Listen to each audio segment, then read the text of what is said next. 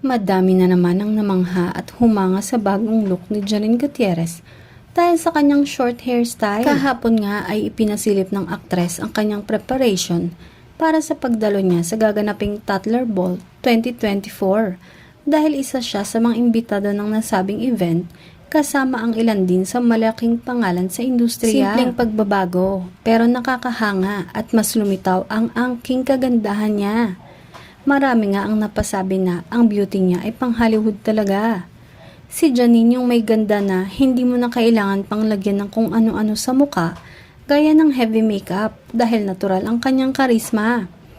Kaya hindi natin masisisi ang aktor na si Jericho Rosales kung lalo itong mabighani at lalong ma-inlove sa aktres. Bukod pa sa pagiging maganda, ay may mabuting puso ang aktres at isa sa napakaraming bagay na nagustuhan ng aktor sa kanya ay ang pagiging clingy umano ni Janine lalo na sa kanya. Hindi rin naman maikakaila na gusto rin ni Jericho ang ugaling ito ni Janine na lagi silang magkayakap at magkadikit.